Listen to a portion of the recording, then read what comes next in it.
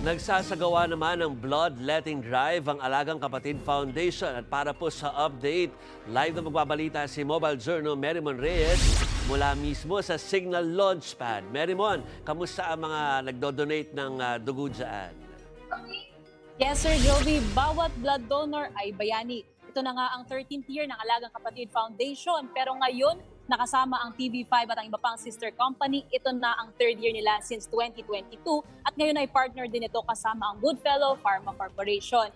Employees po mula sa TV5, Signal, PhilX, Maya at iba pang sister companies ang dadalo dahil itong partnership ay exclusive sa employees. Ang target ay 100 donors para sa mobile donation na ito.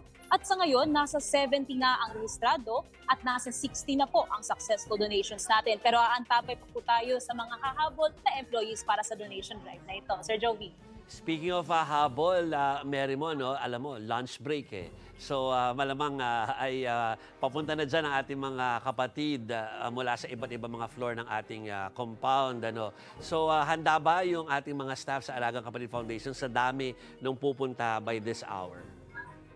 Yes po, inaasahan pa na meron pang mga mag-walk-in dito hanggang mamayang alas 3 ng hapon. At nakaset up na nga rin po dito ang ating food, beverages para nga naman po sa pagre-recover din ng mga blood donors natin at para na rin po sa mga staff natin na nagtatrabaho dito sa blood donation drive. Merrimon, nasabi ba ng Alagang Kapatid Foundation kung sino yung recipient or yung mapupuntahan nito mga donasyon na makukuha ngayong araw na ito?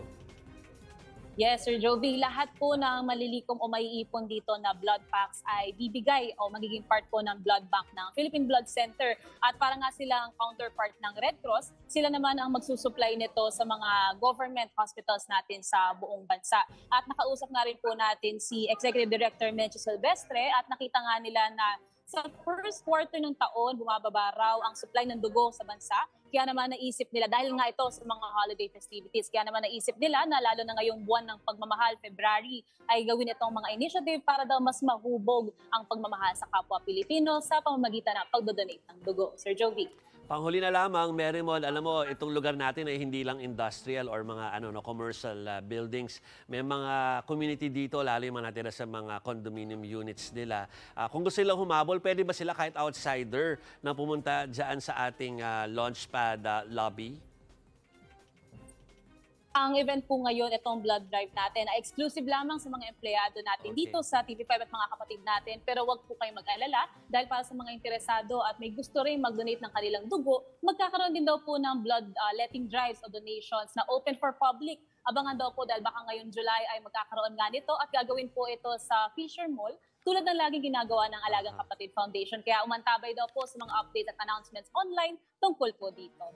So hanggang anong oras pwede bumaba sa kailang mga mula sa mga cubicle nila yung mga empleyado natin para pumunta dyan?